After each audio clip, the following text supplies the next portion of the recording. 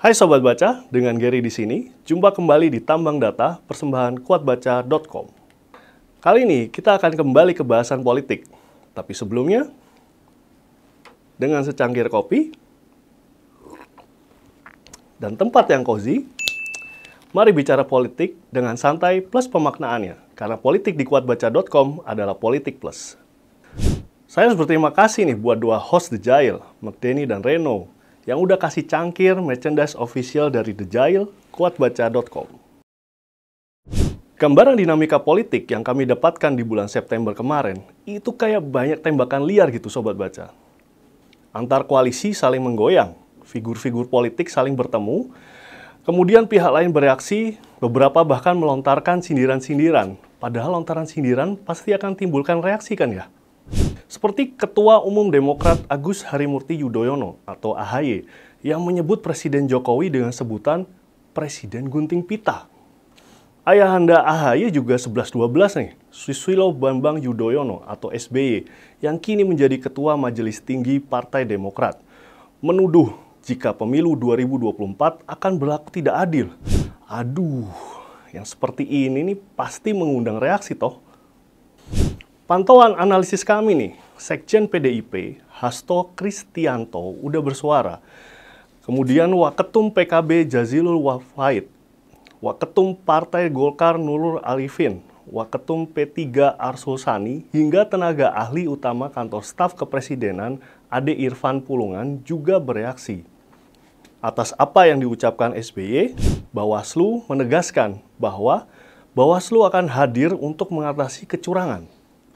Semua turun gunung nggak apa-apa, nggak ada masalah. Mau Pak SBY, sebelum Pak SBY, Bu Mega mungkin sudah turun gunung, atau para politisi lain, silahkan. Kami antisipasi, pasti. Kehadiran kami untuk mengantisipasi kecurangan. Itu kata Ketua Bawaslu Rahmat Bagja. Pernyataan Partai Demokrat ini seperti menunjukkan tanda-tanda ketidakpercayaan diri politisi Demokrat ya, untuk bersaing dalam kontestasi pemilu 2024.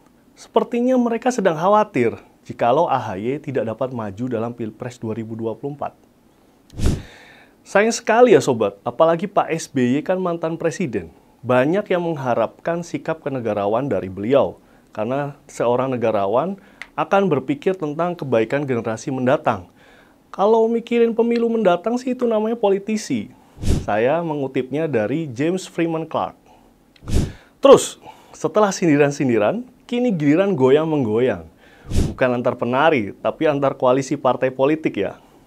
Yang pertama, Puan Maharani menemui Ketua Umum Gerindra Prabowo Subianto di rumahnya Pak Prabowo di Hambalang.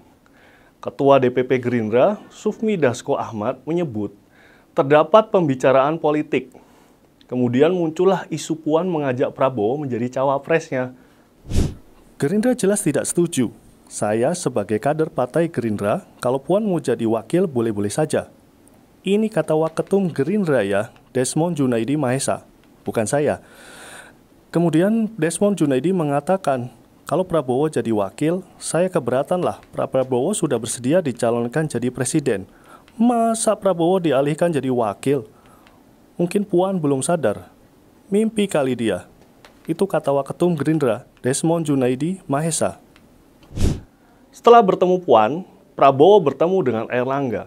Dalam pertemuan tersebut, Airlangga mengaku masih mencoba merayu Gerindra untuk gabung dengan KIB. Padahal Gerindra kan sudah berkoalisi dengan PKB ya. Nah, yang lebih menarik, setelah bertemu Prabowo, Puan bertemu dengan Caimin.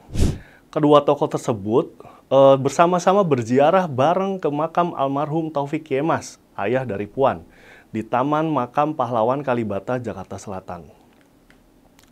Dalam pertemuan tersebut, Caimin agak genit nih.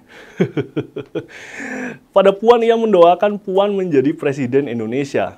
Tapi Caimin sekaligus meminta kepada Puan, sambil berkelakar sih ya, untuk menggandengnya sebagai Wakil Presiden dalam Pilpres 2024.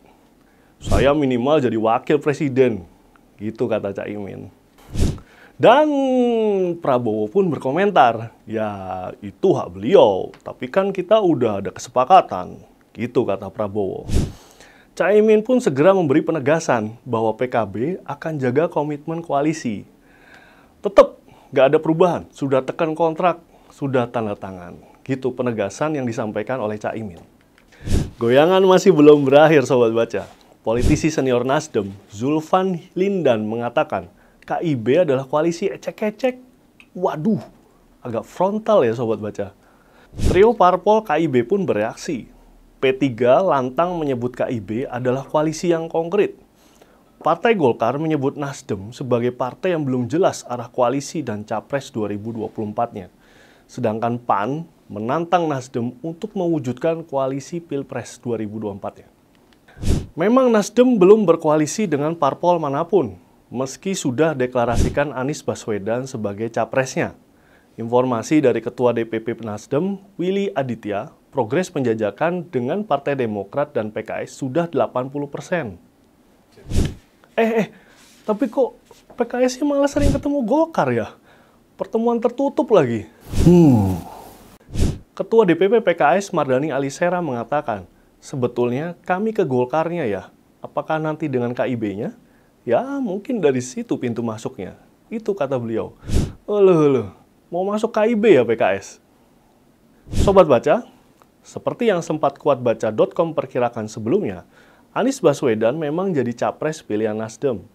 Namun, deklarasi tersebut sempat diwarnai berbagai isu. Salah satunya, adanya isu perubahan ketentuan kewenangan PJ Gubernur DKI Jakarta. Isu ini berubah menjadi isu politis.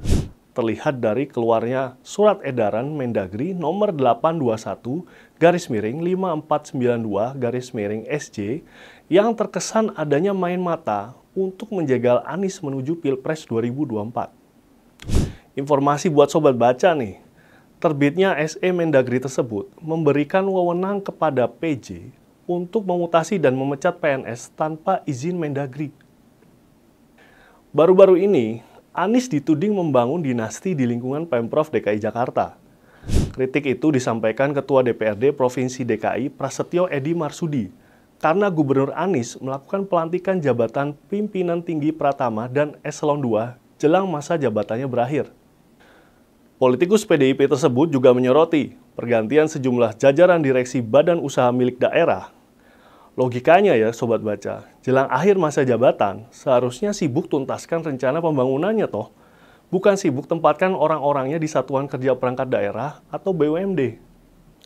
Nah, menurut kami, SE Mendagri tersebut bisa dijadikan dasar oleh PJ untuk memutasi lah minimal orang-orang yang tadi dinilai sebagai bagian dari dinasti Anies. Sebagaimana penilaian dari politisi PDIP Prasetyo Edy Marsudi. Nasdem, sebagai parpol yang mengusung Anies sebagai capres, bersuara bahwa SE tersebut bertentangan dengan Peraturan Pemerintah Nomor 49 Tahun 2008 tentang pemilihan, pengesahan, pengangkatan, dan pemberhentian kepala daerah dan wakil kepala daerah. Berdasarkan PP tersebut, PJ nggak boleh mutasi pegawai. Sebenarnya Ombudsman sudah jauh-jauh hari mengatakan aturan teknis mengenai PJ kepala daerah harus diterbitkan dalam bentuk peraturan pusat atau PP, bukan Permendagri, apalagi SE. Oke, terima kasih sudah menonton Tambang Data persembahan kuatbaca.com. Baca analis lebih lengkap di website kami, rubrik Media Monitoring. Kokoh diterjang tsunami informasi karena Kuat Baca tegas memaknai. Sampai jumpa.